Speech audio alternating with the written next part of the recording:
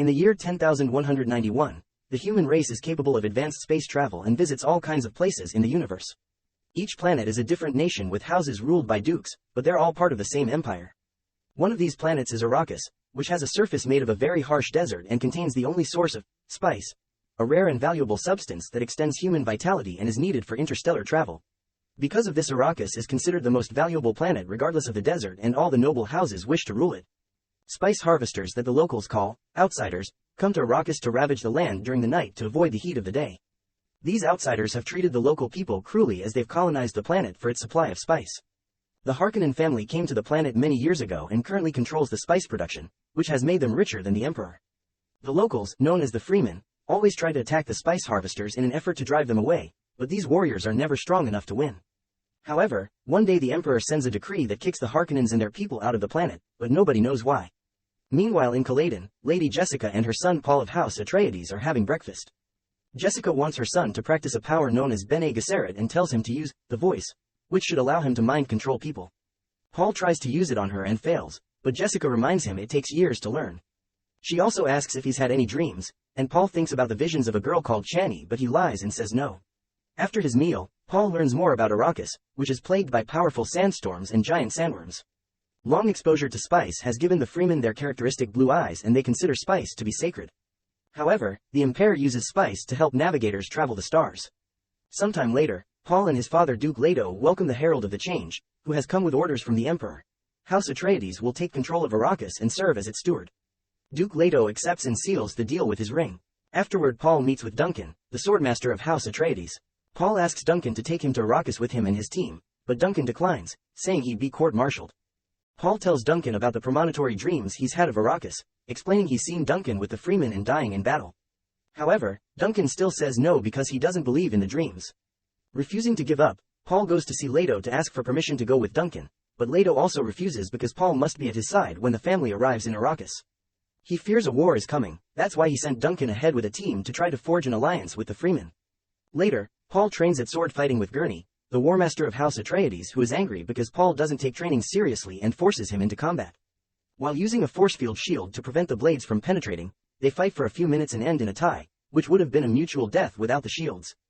Gurney warns him how vicious the Harkonnens are, so Paul should be ready for war.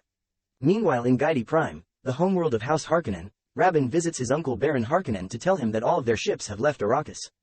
Furious, he yells as he wonders why the Emperor did this to them, but the Baron and his right-hand Peter mysteriously say that a gift isn't always a gift.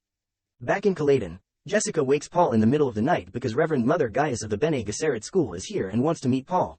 Apparently Jessica told her about his dreams. First, Dr. Yu checks Paul's vitals and he uses the chance to whisper to Paul that while the Bene Gesserit claim to serve the greater good, they also serve their own agenda. Then Yu that Paul's heart is strong, and Jessica uses sign language to ask him to keep the secret. On their way to see the Reverend Mother, Jessica uses sign language again to tell Paul to remember his training. When they enter the room, Reverend Mother Gaius orders Jessica to wait outside, and Jessica tells Paul to do everything the Gaius says before leaving. Paul is angry that Gaius gave an order to his mother, but she uses the voice to draw him closer and force him to his knees. Then Gaius instructs Paul to place his hand in a box as she holds a poison needle to his neck. If he takes his hand out of the box before she tells him to, she will kill him with the needle. Paul begins feeling unbearable pain, but as Jessica recites the litany against fear, he starts seeing his visions of the desert and keeps his head up. Paul passes the test and is allowed to take out his hand, which is uninjured. Gaius tells him that if he had been unable to resist his impulses, like an animal, she would have had to kill him because he has inherited too much power from his mother. Then she asks him about his dreams, so Paul tells her about the girl in the desert. Afterward Gaius leaves, but on her way out, Gaius reminds Jessica that to train a man for the Bene Gesserit was against the rules, that's why Paul had to be tested. It turns out Jessica had been instructed to bear only daughters, but her pride made her believe that she could give birth to the chosen Messiah. After Gaius leaves, Jessica turns to discover that Paul overheard their conversation. He accuses the Bene Gesserit of steering the Imperium's politics from the shadows, but his mother tells him there's more to it than that. The Bene Gesserit has worked for generations to bring forth the One, a mind powerful enough to bridge space and time, the past and the future. They believe Paul might be that person, but Paul is sad that he's just part of a plan. Soon the family packs everything up and arrives in Arrakis. They are greeted by cheers from the Freemen and Paul wonders what they're saying, so Jessica explains they're calling him Messiah in their language. After a long flight over the desert, they make it to the city of Arrakis, which is protected by a wall from the weather and the sandworms. In his room, Paul learns more about the planet. To avoid attracting sandworms, the Freemen cross the desert using the sand walk, a special walk that mimics the natural sounds of the desert. Suddenly Paul notices a tiny floating machine used by assassins entering through a small hole in the wall. The device flies toward Paul only to stop as they stare at each other. When a servant enters the room, Paul snaps out of it and grabs the device in his hand, crushing it. Afterward the guards are alerted and they find the assassin dead inside a wall. He'd been cemented into a crevice 6 weeks before and had been waiting for the right time to strike. Meanwhile Bene Gesserit's sister meets with Baron Harkonnen and Peter to bring a message from the Emperor, who has promised to strengthen Harkonnen's forces with his own elite military force the Sardaukar, but nobody can know about it. The sister also tells them that they may kill Leto, but that Jessica and Paul must be kept alive. Harkonnen gives his word that he will not harm them, but after she leaves, the Baron tells Peter to kill the whole family anyway. Sometime later, Leto and his council decide they will have to inspect the spice silos because it seems they were sabotaged by the Harkonnens, so they'll have to wait for the Judge of Change to oversee the process. At that moment Duncan arrives and tells them about his mission. He lived with the Freemen for 4 weeks and learned that there are millions of them on Arrakis, some located in tunnels below ground that Harkonnen didn't know of. Duncan has also brought Stilgar, the leader of a Freeman tribe, to meet the Duke. After Leto greets him, Stilgar spits on the ground, but this is a sign of respect in his culture and Leto returns the gesture. Stilgar tells them that they are outworlders who take spice and give nothing in return, so Leto responds that he knows the Freemen have suffered and promises his people will leave them alone. Stilgar accepts this as honorable and turns to leave, but Paul asks him to stay. Sadly, Stilgar can't stay but he tells Paul in his language that he recognizes him. Afterward Duncan shows them some of the technology he's borrowed from the Freemen, including a paracompass, which can tell direction despite magnetic interference. Sometime later, Leto and his people meet the Judge of Change Kynes, and her attitude almost gets her killed by the guards. She proceeds to inspect the still suits they're wearing to make sure they're in good condition, otherwise they won't survive in the desert. Suddenly Kynes notices the way Paul is wearing his boots in a non-standard fashion and asks who taught him to do it, but he says it just felt like the right way. A harvesting crawler is harvesting spice from the surface while a spotter is on the lookout for sand waves that indicate worm activity. The worms travel deep but they're attracted by noise and vibration. They can't use shields because those attract worms too. At that moment Leto spots a sand wave and Kynes calls for a carry-all to retrieve the crawler. The carry-all arrives and lands on the crawler, but a malfunction causes the carry-all to fail at picking up the crawler. This means the crawler's crew is in danger, so Leto decides that they will use the 3 aircraft to save them. As soon as the aircraft land near the crawler, Leto orders his men to throw out the shield generators to make room. Then he calls out over the radio for the men to leave the crawler and come aboard. The carry-all flies away as the worm comes closer, and the crew is guided by Paul toward the aircraft. However, he suddenly freezes when he falls into a trance. Leto is about to take off when they realize Paul isn't on board, and the worm is almost there. Now Paul falls to his knees and hears weird words in his mind before he starts whispering to himself. Luckily he's pulled from his daze by Gurney, and together they begin running only to be knocked down as the worm starts to break the surface, causing the sand to sink in. The duo quickly regains their feet and makes it to the aircraft, which flies away as they watch how the sandworm swallows the crawler whole. Back at the base, Leto tells Kynes that she must realize that the Harkonnens left them faulty equipment to ensure that they fail, but she says the carry-all was merely old. Afterward Paul is examined by Yu, who says that Paul seems to be sensitive to spice but he'll be fine. After Yu leaves, Paul tells Jessica that he didn't have an allergic reaction, he actually had a vision. He describes what he saw about the desert, the war, and even kissing Chani, saying that it was confusing because he saw what he thought was his death but wasn't. He also says that he knows that Jessica is pregnant, which shocks her because she just learned about it. Meanwhile on the planet Salusa Secundus, the Sardaukar army is getting ready to depart under Peter's observant eye. In the evening, Yu visits Paul and leaves him something to drink, which secretly has a sedative. Moments later, some guards hear a noise and a mysterious person suddenly shoots them all room and lowering the base's shields. Leto wakes up and realizes something is wrong, so he leaves his room to investigate. When he finds a body, he tries calling security but gets no response. After activating his shield, he turns the body around and finds a servant with a dagger in her chest.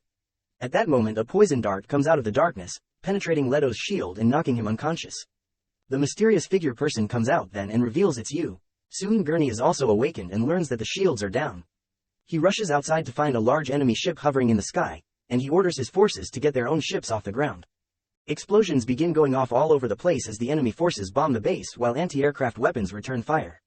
Enemy transport ships land and disembark soldiers, so Gurney and his men rush to fight them hand to hand.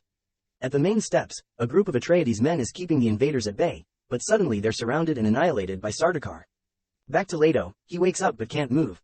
Yu explains that he's made a deal with the Baron to turn Leto over because the Harkonnens have his wife hostage. After getting Leto's ring for Paul, Yu implants a false tooth in Leto's mouth. If Leto bites down on it, it'll fill the air with poison gas that will kill him, so Leto must choose the right time to kill Baron Harkonnen too. While Rabban gathers all the Atreides prisoners to kill them, Duncan sneaks around and kills a bunch of enemies before checking the noble family's rooms, only to find them empty. He immediately runs outside and kills any enemy on his way until he manages to escape in an aircraft. Meanwhile, it's revealed Paul and Jessica have been kidnapped and are being taken away in an aircraft.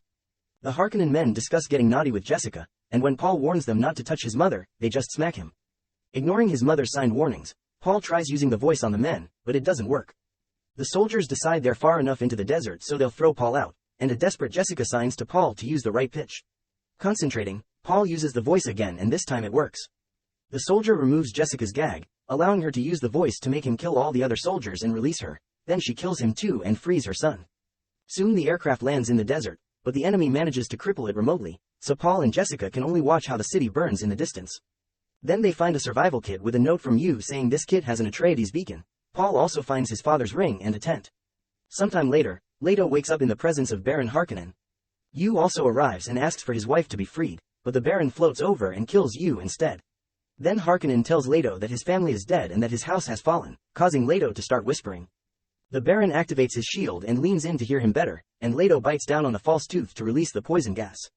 Several guards die while a few run out and shut the door. Afterward, men in protective suits enter the room and discover the Baron is alive on the ceiling. Back to Duncan, he lands his aircraft and finds Kynes and yells at her for not warning them, but Kynes says she's a judge and must stay neutral.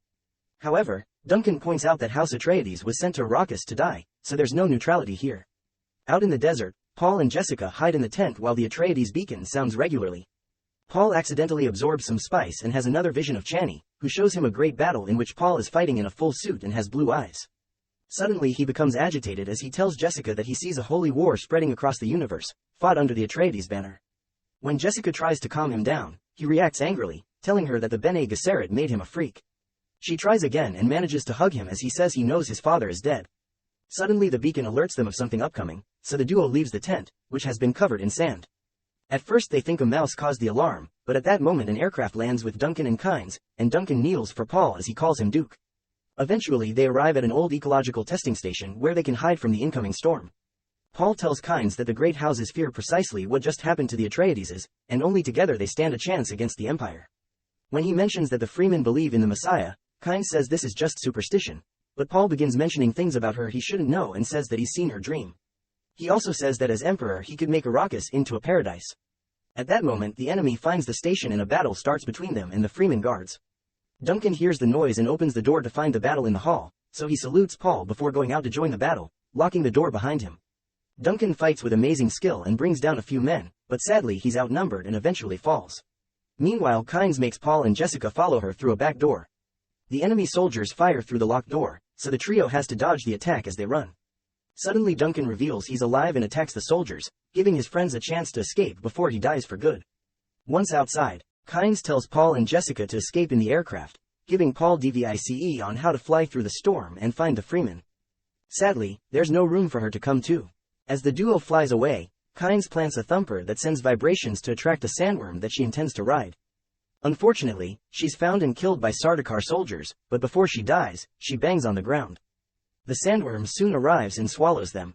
Meanwhile the enemy chases after Paul and Jessica and shoots missiles at them, but Paul flies into the sandstorm and the missiles can't track them anymore. However, the storm starts damaging the aircraft, so Jessica recites the litany against fear and Paul has a vision telling him to let go. Paul releases the entrolls and lets the storm guide the aircraft, but when they make it out, the wings fall off and they make a crash landing. Thankfully they survive, and after putting on the stillsuits, they begin wandering to find the Freeman.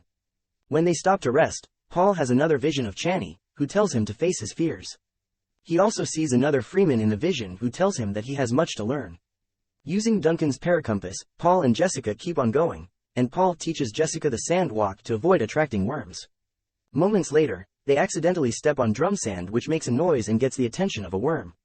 The duo runs away as the creature chases after them, but suddenly, someone activates a thumper that attracts the sandworm's attention away from them. They climb on some nearby rocks for safety and discover they're surrounded by Freemen, who set up the thumper. Stilgar is among them and tells his people not to touch Paul, however Jamis says the boy looks like a weakling and can't be the Messiah if he needs rescuing. Stilgar explains that Paul is young and could learn their ways, but Jessica is too old and can't come with them.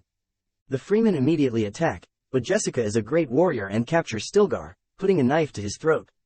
The Freemen back off and Jessica lets go of Stilgar, who accepts they both can come. Suddenly Paul hears a voice and discovers that Chani is there, telling him she doesn't believe he's the Messiah. They should get moving, but Jamis objects to taking the strangers with them and challenges Jessica to a fight. Stilgar says Jamis can't challenge a priestess, so Jamis asks who will fight in her name and Paul volunteers. As they prepare for combat, Paul has another vision of him losing while a voice says that Paul must die for the Messiah to rise. Chani comes over and tells Paul that she wants him to die with honor, so she lends him a blade made out of worm teeth. Then Paul and Jamis begin to fight. Paul quickly gains advantage and puts his blade to Jamis's throat, asking him to yield because he's never killed anyone before. Stilgar says there's no yielding and that one of them must die. Jamis fights ferociously, but again and again Paul overpowers him without killing him. When a vision suddenly takes over Paul's mind, Jamis knocks him down. However, Paul is finally accepting his destiny and gets up to deal a killing blow. Afterwards Stilgar says that Paul is one of them now, while Jessica insists that Paul needs to get off the planet. However, Paul disagrees, saying that his father came to Arrakis not for spice or riches, but for the strength of the Freemen. He says that his own road leads into the desert and that if the Freemen will have them, they will come. As the group heads into the desert, Paul and Jessica watch a Freeman ride a sandworm using hooks.